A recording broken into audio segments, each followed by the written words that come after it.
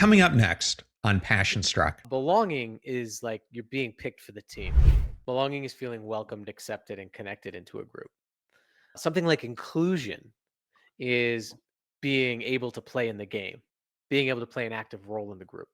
But mattering is feeling that the team wouldn't be complete without you. Mattering is feeling significant to individuals in the group. Welcome to Passion Struck. Hi, I'm your host, John R. Miles, and on the show, we decipher the secrets, tips, and guidance of the world's most inspiring people and turn their wisdom into practical advice for you and those around you. Our mission is to help you unlock the power of intentionality so that you can become the best version of yourself. If you're new to the show, I offer advice and answer listener questions on Fridays. We have long-form interviews the rest of the week with guests ranging from astronauts to authors, CEOs, creators, innovators, scientists, military leaders, visionaries, and athletes. Now, let's go out there and become Passion Struck.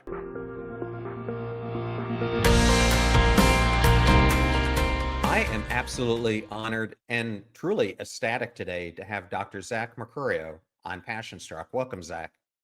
Thanks, John. Likewise, I think the feeling's mutual.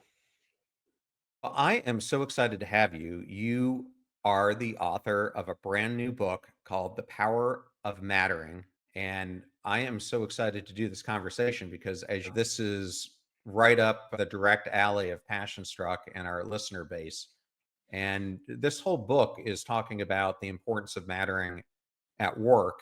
But I'm just so glad you've gotten this into the world. You must feel relieved and really ready to ignite the world with this content. A lot of people have asked me, like, Zach, why did you want to write this book? And I say, I did not want to write this book.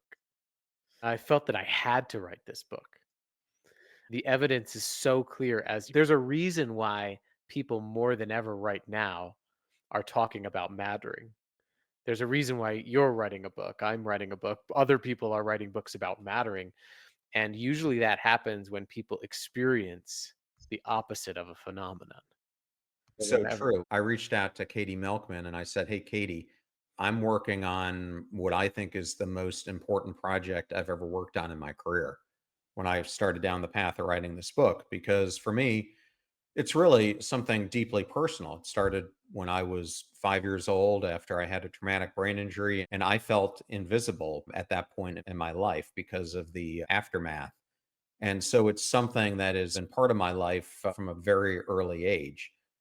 But I think something you and I both share is I hear a lot of people talking about symptoms, and you hear about the loneliness epidemic and the hopelessness epidemic, and people feeling burned out and broken and battered, whatever word you want to use. And for a while, I thought they were all separate conditions. But the more I have been investing into it, I think they're all symptoms of an underlying lack of significance that people feel in their lives. And I think you feel the same way. I've been calling it our mattering deficit. For example, when you look at employee engagement, Gallup just released their employee engagement data. It's the lowest it's been in Yeah. a decade. And if you look at the two key drivers of that, one is just 39% of people said that they had someone at work who cared about them as a person. Just 30% of people in that survey said that they had someone at work that knew and invested in their potential.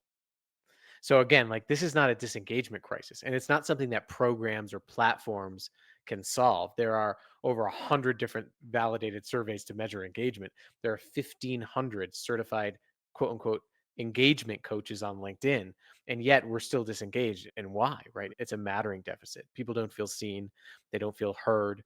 Just 30% of the workforce indicates 30% of the workforce says they feel quote unquote invisible in work.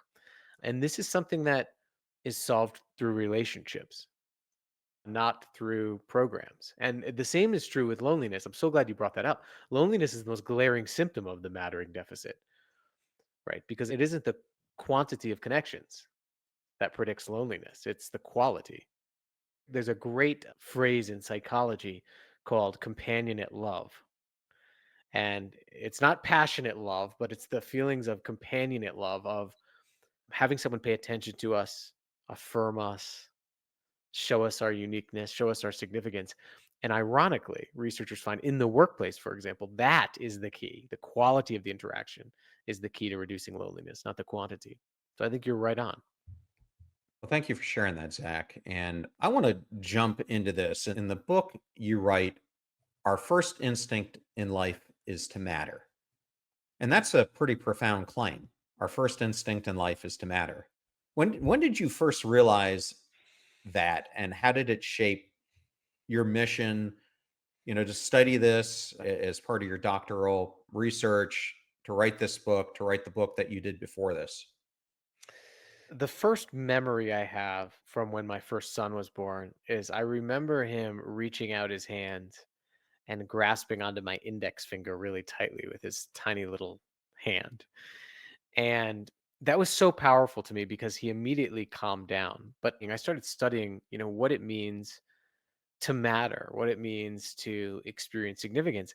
And I realized that I was experiencing 6 million years of fine tuned programming in that grip. Scientists call that grip the grasp reflex. It's one of several reflexes we're born with. Immediately after we open our eyes, we reach out our arms to matter to someone enough to keep us alive. A really interesting thought experiment for everybody listening right now is to think none of us would be here right now if at some point in our lives we hadn't mattered enough to another person so they would keep us alive. And thinking about mattering as a survival instinct helps us to understand how, as we grow up, that instinct turns into the fundamental need to feel seen, heard, valued, and needed. And it gets out of this idea that mattering is a preference. Right? It's not a preference to matter, it's a survival instinct to matter. And it's a fundamental need for almost everything else that we say we want. Now, the way this has looked for me is that my first research study was with a group of janitors, with cleaners at a university. And we embedded ourselves with them for a year and a half. A very difficult job, often overlooked. And we were trying to study what contributed to meaningful work, which is the experience that your work is significant. And I quickly realized that these people only experienced their work as significant when they felt significant. And it was in very small moments. I remember one janitor told me that the most meaningful part of her job in a 20-year career was when a student walked into the building, looked her in the eye, said, "Hey, Susan," and said, "Hey, it's great to see you today." A 20-year career, that is the moment. And then since that, for the last 5 years, we've been studying what is the architecture of moments of mattering. What are the things people do that create these very small moments that can dramatically alter people's career and their lives? That's interesting. You've studied everything from janitors to CEOs to healthcare workers. Since you brought that up, what are some common patterns you've seen across all these different various groups and how people experience mattering in maybe some common ways? I will first say this, that every group I've talked to, I usually start with this question: raise your hand if you'd prefer to feel insignificant at work. Nobody raises their hand. And most of the time, these audiences are boomers, Gen Xers, Gen Z, millennials. No one raises their hand and said, "Oh, I'm a boomer or Gen Xer, so I'd prefer to feel unimportant." Or it's only those Gen Zers or millennials that want to feel things like seen, heard, valued. The uniting need that unites all generations is the need to feel significant. And I've actually haven't found any meaningful differences of the three components that we've uncovered create these experiences of mattering, which is we feel seen and heard, people notice us, we feel affirmed, people reveal our unique gifts and show us the difference that we make, and we feel needed.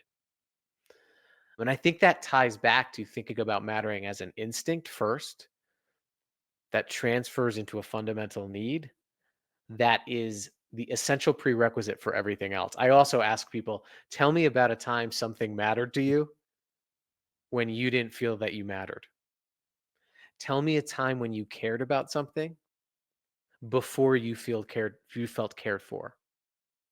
And once people start thinking about it, It's very hard to not see how mattering comes first. It comes before everything else we say we want in our lives and organizations. It is so true. And I completely agree with what you're saying. Now, I think a lot of people get confused. And you and I were talking about Professor Jeff Cohen, who wrote the book Belonging, before you joined me on the show. I think people get confused because they think belonging and mattering, or self esteem and mattering, are the same thing. But I think you and I would both say they're not. What do you think makes them different? I have two elementary school kids right now, so I'm heavy into the recess drama. And I'll use a recess example. Belonging is like you're being picked for the team. Belonging is feeling welcomed, accepted, and connected into a group. Something like inclusion is being able to play in the game, being able to play an active role in the group. But mattering is feeling that the team wouldn't be complete without you. Mattering is feeling significant to individuals in the group. That's why what we've seen in terms of the belonging and inclusion interventions and initiatives that haven't worked is they tend to theoretically focus on belonging as making sure people feel welcomed, making sure groups generally feel connected. Initiatives have made sure people have a seat at the table and can take an active role. But I think the evidence shows that what those movements have missed is that people don't feel significant to the individuals in the group. And one reason why is that the individuals in the group don't have and haven't developed the interpersonal skills to actually see, hear, value, and show the person across from them how they're needed. So you can feel like you belong in a group. You can feel like you're included in the group, and you can still feel that you don't matter to members of that group. I can come on this podcast, feel like I belong with you, but you could not see that I'm struggling, or you could not know my unique gifts, my strengths, and show me how they're needed. And so, knowing the difference is vital because if you're doing a belonging intervention, you're focusing on making sure people feel generally connected and welcome. If you're doing an inclusion intervention, you're making sure people can play an active role. But if you're doing a mattering intervention, you're making sure people have the skills to make sure the next person they interact with feel seen, heard, valued, and needed. That's my perspective. What do you think, John? Well, I completely agree with you. And I don't want to give out too much of my book coming up, but I have this model that has four components to it. And one of them is that from a personal perspective, we have to feel like we matter. But then there's a reciprocal component to it where others need, in turn, to make us feel like we matter. And in turn, we make other people feel like they matter. And then what ends up happening, it ripples from there. And it reminds me of a line that you have in the book: people need to feel valued to add value. Mm, And no matter how you look at it, it really turns the conventional model on its head.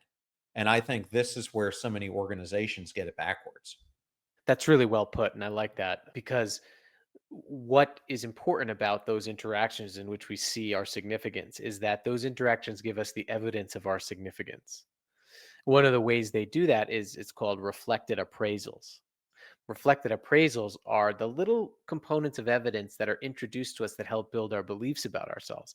And what you're saying is spot on because there are two beliefs that we need to have of ourselves to motivate any action. We need to believe that we're worthy. That's called self esteem. And we need to believe that we're capable, called self efficacy. Those are actually the two most potent predictors of things like workplace performance or productivity. And why is that? Because again, we need to feel valued to develop those beliefs so that we have the confidence to go out and add value. And then we know that when we come back after we're adding value, that someone has our back, that someone supports us. So I think you're right on with that model. Well, and what you're describing, whether it's self efficacy, Albert Bandura, or you talk about in the book, learned helplessness, which goes all the way back to Marty Seligman's early work, you have all these people who are touching around the peripheral of this issue.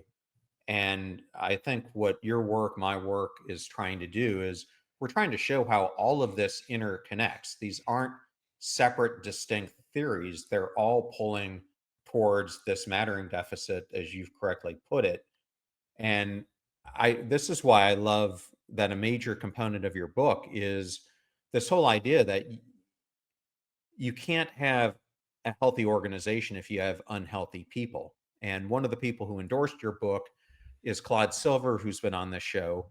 And what I love about Claude in this example is Gary V, who she works for, understood this very well. And that's why he made her the first chief heart officer, because he didn't want to look at the position as your typical CHRO, Chief Human Resources Officer. He really wanted someone who is looking at the pulse of the people.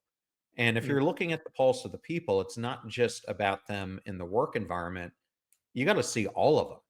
And I think mm, that's something that a lot of companies get wrong is they only tend, I ran into this myself. You tend to see Mike, the person you work with, only for the role that they're in. You don't see all the work that they did before that, all the jobs and experiences that they had before that, because most people don't even go to that level to understand them. But then you don't even understand, like the conversation you and I had, that they might be coaching a soccer team, they might be coaching a hockey team, they might have kids, they might be very involved with their church, they might have this or that going on. And so we don't take that whole communal aspect of them, and so what ends up happening is we treat them more as numbers than we do human beings. and when people feel like a transaction, they usually act like it. When people feel replaceable, people feel like just a cog, just a means to an end, they usually act like that, and they don't commit and they don't show up. And I think you're right on. The first skill area that we uncovered in our research was that people who feel that they matter feel noticed. They feel that someone sees them as a person before the employee, that someone remembers them, that someone thinks about the details of their lives. I love what you said about seeing the whole person in the sense of all of the experiences that they bring to being in front of you. One of the things that we tried to do is we tried to understand how employees felt that they mattered to their leaders and what leaders did. And there were four gifts that tended to be affirmed when someone felt that they mattered. One of those was strengths, what you love to do and what you're good at. But another one was your impact, the purpose that you had on a team, like how the team is different because of you. But then the third was your perspective. People felt that they mattered when their unique perspective, whether it's a perspective as a parent, a friend, a someone who's involved in the community, or in your particular area of expertise, or how you see the world, when that perspective was affirmed. And then the last one, which I think you're talking about too in that example, is wisdom. What only you have learned. One of my favorite questions to ask people is, what's something only you can teach me? And that is what it gets at, to feel truly noticed and affirmed as a full human being. And so I'm glad you brought that up. But that takes time, and that takes attention, and that takes intention. And why do many organizations not do that? Well, because many organizations and many leaders focus on the lagging indicators, right? So, like, engagement is a lagging indicator, productivity, performance is a lagging indicator. Those are all lagging indicators of human energy. And the way to regenerate human energy to deliver those lagging indicators is to keep a pulse, as you say, on the leading indicator, which is ensuring people feel seen, heard, valued, and needed and supported. And I think that's what makes people like Claude and like Vayner and other companies that are doing it well different, is they obsessively focus on the leading indicator, which is regenerating the human energy needed to perform and produce and all of the other things we say we want.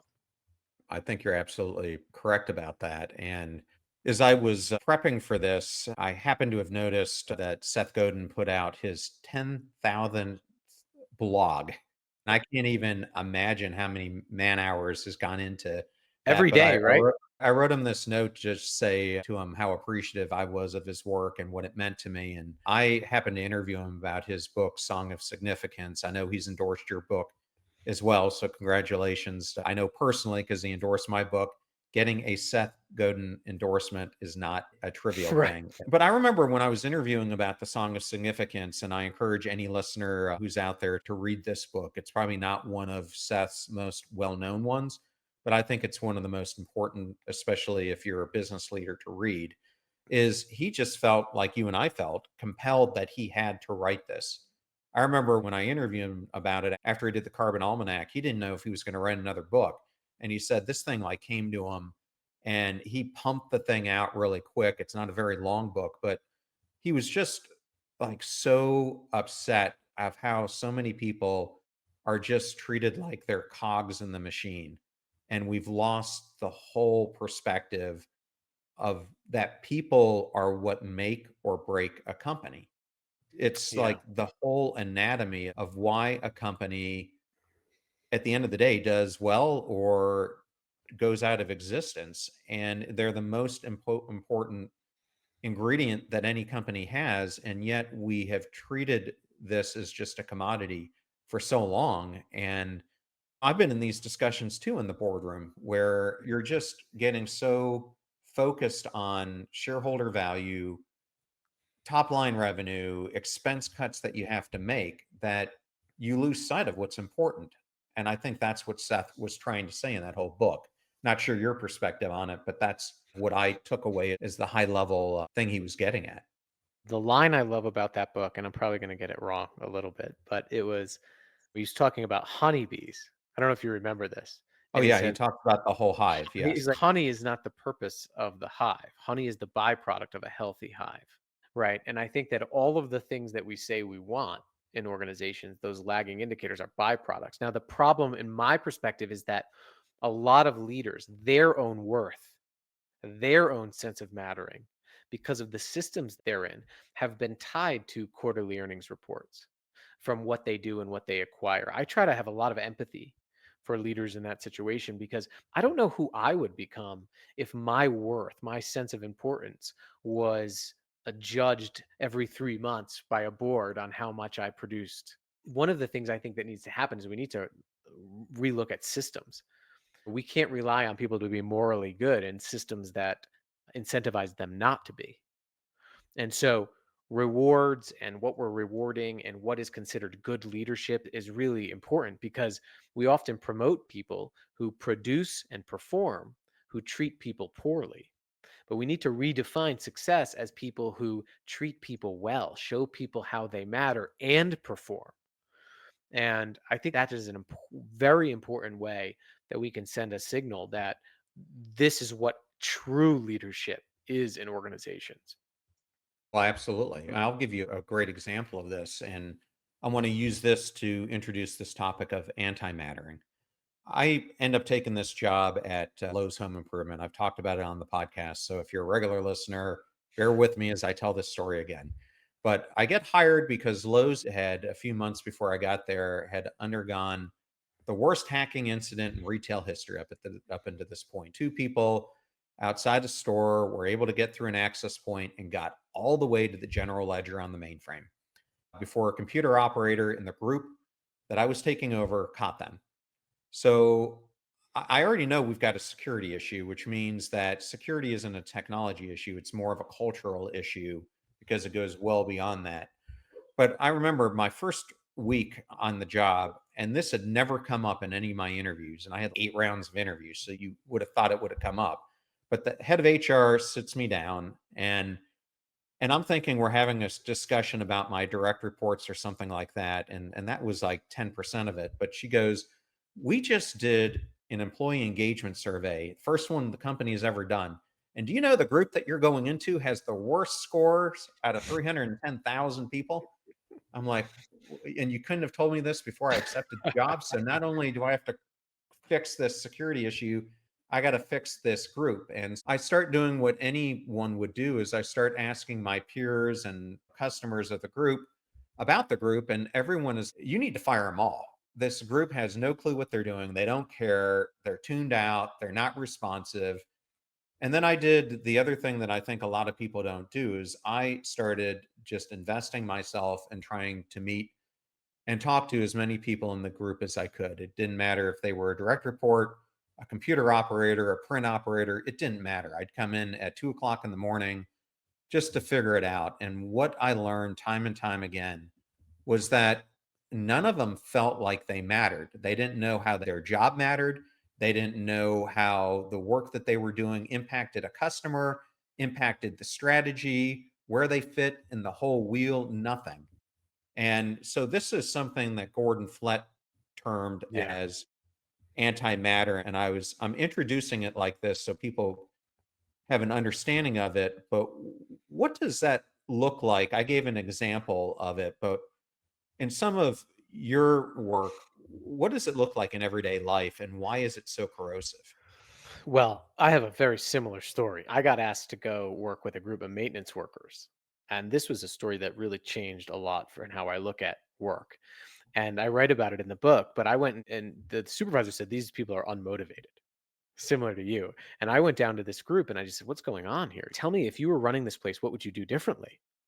And this group of maintenance workers, they were also window washers. So in the summer in Colorado, there's a lot of window washers that go on these industrial complex sites and wash the windows because that's something that a lot of the clients like. But I went and I asked this group, I said, "What, if you were running this place, what would you do differently?" And I did not see a motivation issue. They had more ideas than I even had time with. And I remember very vividly one woman followed me out of this conference room. She goes, "Zach, I can explain everything to you." She goes, On my first week on the job, I was responsible for a team that had to go to this industrial complex and wash the windows of this complex like every day in the summer, every morning. They would go down there and do this." And she goes, "I realized that at 3 p.m. every day, the sprinkler system comes on. And I saw it aimed wrong. So it was splashing all the windows and leaving these avoidable watermarks. And so I would get up and go do that every day. And I was so excited. I went to my supervisor and I said, "Hey, I have an idea. What if we just aim the sprinklers differently? So we don't have to spend all of our time doing that." And the supervisor looked at her, she said, and said, "That's the sprinkler people's problem. I need you to just do your job." That was 5 years prior. She said that one moment shut her down. She said she just clocked in, clocked out. And guess who she told? She told her team, "Hey, don't share your voice. Nobody's going to listen to you." And what quickly happened was this small moment, because I think we talked about this, that mattering happens in moments and interactions. So too does anti mattering, the feeling that we're insignificant. Very small, often routine moments of being looked over, talked over, not listened to can get that belief that I just don't quite matter. And then you go and tell other people, and people say, nothing we say will matter. And that devolves into what's called learned helplessness, which is the belief that I won't, can't, and never will matter. And it is such a killer on a team, in an organization. It spreads like a brush fire. And one of the reasons why is because when people feel that they don't matter, two behaviors typically follow. They either withdraw, they isolate, they stay silent, or the terminal withdrawal response has been branded by organizations as turnover. Usually, turnover is the inevitable withdrawal response to feeling insignificant. Quiet quitting, I don't know if you remember that trend, John, but Oh, that was yeah. quiet quitting again was misdiagnosed as a symptom of people who feel insignificant. So they're going to withdraw versus people were saying, "Oh, this is like a lazy, entitled generation." Or it can be much louder. And I think this is important for listeners, that people either act in withdrawal when they feel insignificant or they act out in desperation. They're desperate for the attention that they're not getting. Think about how we behave and our bodies and minds activate when any survival instinct is threatened. Think about how you feel when you don't get sleep. Think about how you feel when you don't eat. How we feel when we don't matter as we scratch and claw. And acts of desperation can be things like complaining, blaming, gossiping, protesting, all of these things that we've termed toxic. That's my toxic employee. That's a difficult employee. And in my practice, when I've really dug deep, many of the most quote unquote difficult employees are also the most unseen, unheard, unvalued employees as well. So it can be incredibly corrosive in an organization. And all it takes is a moment for someone to get evidence that they aren't significant for them to start believing they're not significant. Zach, there are a couple things in the book that I think go into what you were just saying that are quotes that I want leaders who are listening to this to remember. One of the things that you write is that many motivation issues are really anti mattering issues in disguise. And the important thing for a leader who's listening to this is you need to shift from managing behavior to restoring someone's sense of worth. And then another thing that I picked up that I want to highlight on this is you write that a sense of futility is the enemy of mattering. And that really hit me because when we lose sight of our impact, that is what really starts leading to deep disengagement that you were just talking about. And to make this real for someone outside of the work environment, I know you and I are both affiliated with Jennifer Wallace. She's leading a beautiful movement called the Mattering Movement and had a great book about overachievement culture with kids.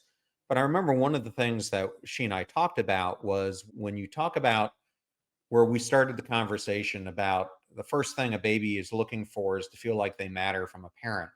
Well, as a child is developing, that sense of mattering is still developed by their parent. But if you're in a work environment where every day you are treated like you don't matter, you are showing up differently in the household. And what that is Mm. doing is it's then causing a ripple effect where that kid who's coming to you because they're so excited that they've done this art project at school and they want to show it to you, and you're tuned out or you're on your phone or something else, and after two or three times of that happening, they just shut down. They stop showing you the picture because they don't think that their presence matters to you. Well, it's the same thing that happens in the work environment. What's interesting about that is that most of the things we talk about in work are actually adult attachment. It's childhood attachment in work, but we don't want to call it that because no one would invite us in to work with them. But childhood attachment, as you're mentioning, is knowing that someone supports you, that you matter to someone as a child. And when you feel that you matter to someone as a child, you can go out, experiment, take risks, screw up, and do that because you know that someone cares for you no matter what when you return. What do you think psychological safety is? Psychological safety is just childhood attachment in the workplace. It's adult attachment. These attachment needs don't go away. So, psychological safety is the belief that I can speak up, I can make mistakes, I can be creative without fear. It's mattering in disguise as well because someone can go out, create, take risks, learn, become confident because they know that their leader has their back when they come back. With children, we call that their secure base. Like parents are their secure base. One of the most exciting things for me when I go to a friend's house is if I see their kids being loud in front of them. That is a good sign because they know they matter already, so they can mess up and someone still loves them. In a workplace, the secure base is a leader. It's the same attachment need. The secure base is the relationship. And so I'm really glad that you brought that up and brought that tie up. But then if someone doesn't have their adult attachment, secure attachment needs met in work where they spend a third of their lives, do you know what happens? When people don't have that attachment met as they go home, they're more likely to have outbursts of anger. They're more likely to lose their temper. They're less likely to show patience. They're more likely to have higher cortisol levels when they're at home. They're more likely to be in fight or flight because they spent all day not having a survival instinct met while they're trying to provide for people. Now let's take that situation and say you're that person coming from work and you already have that deficit, and then you come home and you're in an emotionally abusive situation where you're getting it doubled down on you. You're getting beaten down at work, and now you're getting beaten down in your home as well. And then we can even cycle this back down into the places in which many people occupy our communities, which one of those places is in schools. There was an Education Week study of students. Of 66,000 students from 6th grade through 12th grade, they asked them, do you think someone would notice if you were absent? Over half of the sample said no.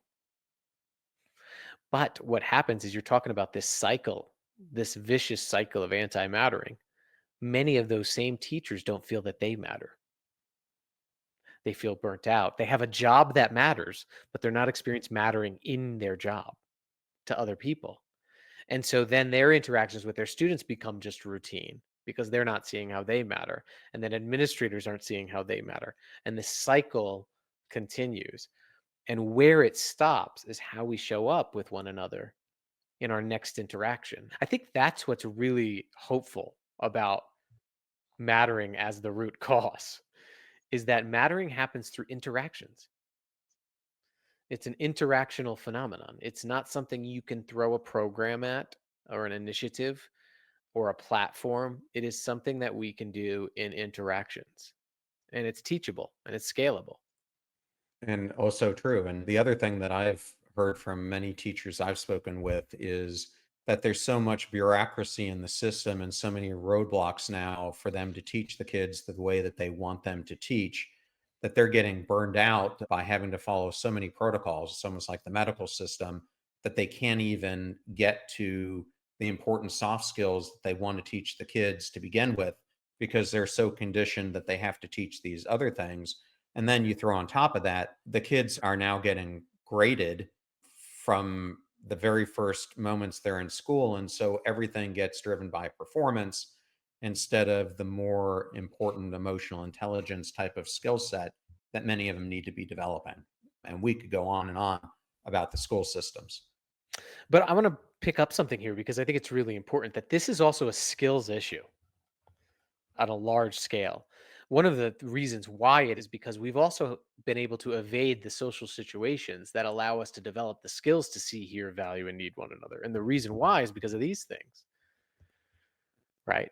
For the past 25 years, and I'm holding up a phone for those who are listening, but the past 25 years, we have been able to communicate with one another via short transactions, short digital communication. So, John, if you tell me that you have some bad news, I can just send you a little text with a emoji, a sad faced emoji, and say, I'm sorry to hear that.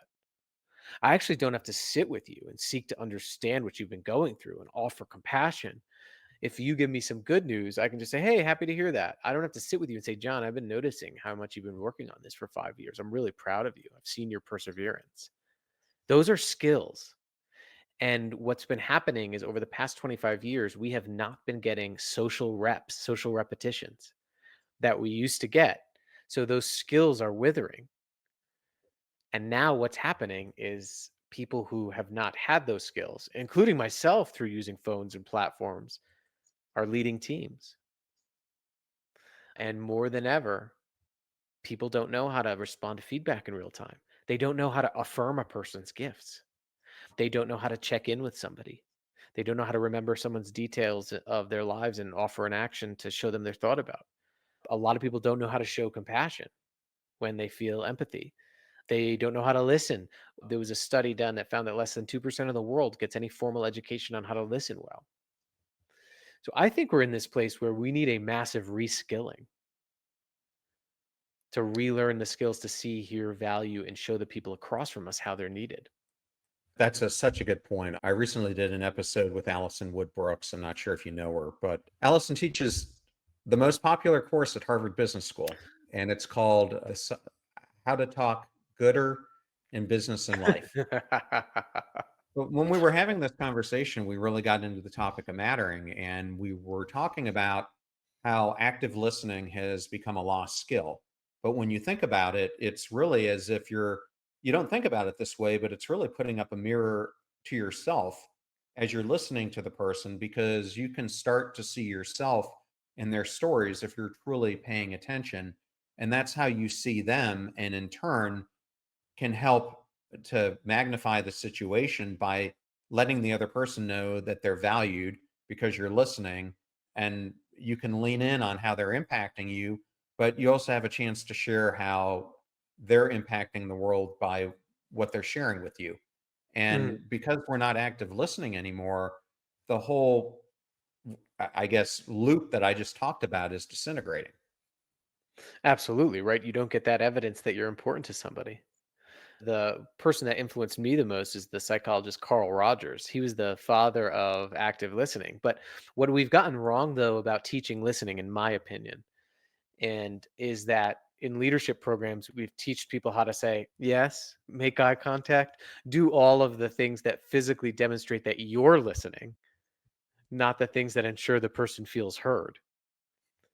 You can be physically listened to and not feel heard.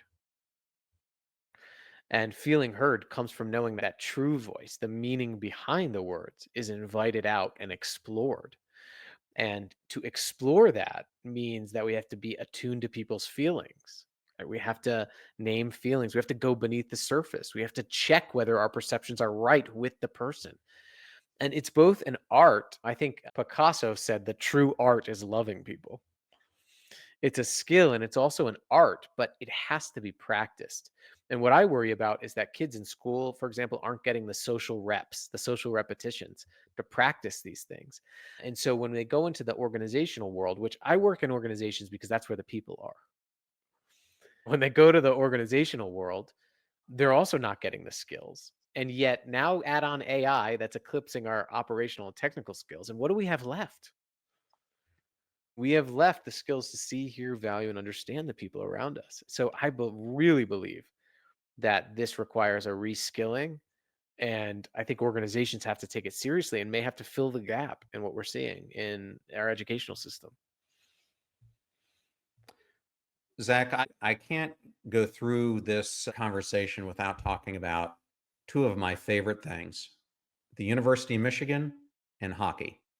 So, as I was reading your book, about a year and a half ago, I did this interview with John Bacon on the podcast, Oh, yes, that's great. I got to listen to that one. and I was reading your book, and I'm like, how did I forget about John Bacon? And I didn't use him in the book. I'm like, this is like the perfect story. And I was hoping maybe you can talk about how he turned around this hockey team and why mattering was at the core of it. I think the Ann Arbor High School River Rats, right, were 0-22. They had not won a game. They were literally ranked in ranking systems as the worst high school hockey team in the country. And John writes in his book, great book, Let Them Lead. He writes that they were so proud of how terrible they were. They printed off 0-20 t-shirts and wore them to the school dance. And he got hired from them after a interesting hiring process. He got hired to go turn them around, and he says that the first thing I knew I needed to do was make sure they knew that they mattered to me as people before players. And the first thing he did when he went into the initial meeting is he sent a questionnaire, and the questionnaire had questions about their personal lives, their goals, their dreams, their ambitions. And he gave it to them, and he asked them to turn it in at the first meeting. He sent it to them. Well, only a couple of them turned it in at the first meeting. And he realized that they didn't think that he was serious. And so he went around this room and asked them questions about their personal lives and spent all this time repeating their names back to them, going around, repeating what he heard about their personal lives as they shared. And he said, I'm serious about this. I want to know you as people, not just players. And he said after he did that, after he said each person's name, after he invested time in each person in one meeting, the next Monday after workouts, everybody turned in their questionnaire. When one of the players was asked why they didn't turn in the questionnaire, they said, we did what was expected of us, which was to fail and fail epically. And what was amazing is that he saw their potential, invested in their potential, and so they acted as if they had potential. Now, here's some other practices he used. When they went on school buses, he would go sit with the players. A lot of coaches sit up front, but he would go sit with them. He would move down the aisle and talk to them about their lives and what was going on with them. He would go to their other sports games. He would show up outside the cafeteria. He would become friendly with their friends, so he knew them better. And he also was a great listener. One of the things that happens in hockey is that lines need to be changed. Lines are the configurations of where hockey players are sent off the bench to get on the ice together. And if someone wanted to change lines, he would say, okay, go talk to all the coaches and let's see if it's a good idea to them. If they say it's a good idea, let's try it and see how it works. And then I'm going to schedule a meeting with you to see how you think it went. He would let them try these ideas. I think the next year they lost 5 games. And then repeatedly they were ranked in the top percentages of high school teams without any major change in talent level. And I think that you see this when you look at studies of athletes, when you look at studies of coaches, the best coaches seem to see the person before the athlete. They create what we just called that secure base. I can go out and try and fail because someone has my back. And he has an amazing story. So I highly recommend his book, Let Them Lead. Yeah, and if you want to listen to it, you can listen to just search Passion Struck John U. Bacon and you'll find it. And it really leads back to that whole story that I talked about with Lowe's, because the part of the story I left out was 2 years later when they did the employee disengagement survey or employee engagement survey again. That same group went from the worst in the company to the second highest in performance. And similar to his hockey team, a few of the chairs I switched out, but I would say 85 to 88% of the organization was the same as what I inherited. It was just treating people differently that made the huge difference. Yeah, and seeing them differently too. There's something I write about in our research on why people struggle with this is that we have labels for everything in our organizations: high performers, low performers, high potentials, difficult people, toxic people, introverts, extroverts, right? But the moment you label someone is the moment you're seeking to understand them. And you're susceptible to the self-fulfilling prophecy. So if you see someone as a low performer, you tend to treat them as a low performer. And when they see themselves as a low performer, they tend to act like a low performer. And the cycle continues. And what I love about what John Bacon did is he broke the cycle. He saw them all as having potential. He saw them all as unique, important people. And I think that's so important, that seeing people for the full human being that they are before their role is essential for them to perform in that role. Thank you with that. And I just want to close with two final questions that are really directed at our audience. And the first one, Zach, is for someone listening today who feels unseen or undervalued right now, what would you say to them? You matter more than you think. And I would say focus on the small things today. There's someone who needed you today. One of the lines that other people do for them when they feel that they matter is say these 5 words: if it wasn't for you. Look at your own life though and say, if it wasn't for me.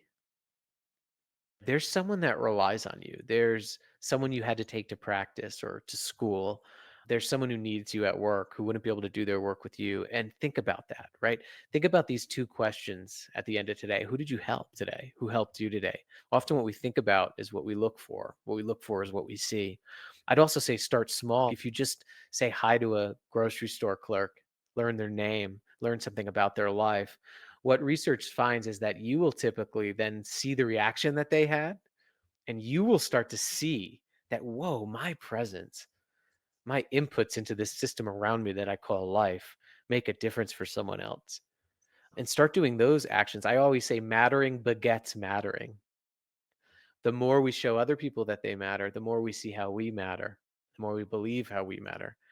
And then the third thing I would say is think about those people in your life who help you feel that you matter,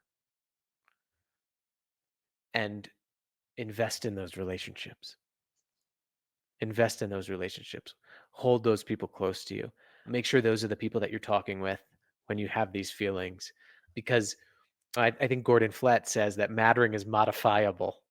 While we experience it from other people, we can also do some things that help to give us the evidence of our significance around us through relationships, through doing this for other people, through seeing how just our absence and our presence means something to just one other person.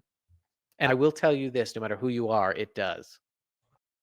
And I'm going to steal one thing from you, Zach, and this is for any parent who's out there. I recently did an episode, if you want to go and listen to it, on mattering in families, but you reiterated the same thing that I said in that episode. And that is, we often ask kids, how was your day at school?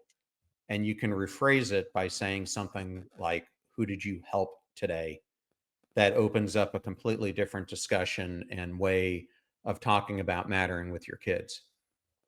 And I just want to point out that you can do this when you stop this podcast. You can do it in your next interaction. You can start to address some of the biggest crises of our time in your next interaction. Zach, thank you so much for coming on the show. Congratulations on your new book, The Power of Mattering. A must read for any leader in any business, but really anyone who's in a relationship, who's part of a family, who's in a school environment. It really applies universally to all those situations. Congratulations, and thank you for all the work that you're doing to put this into the world. Thank you, John. You too.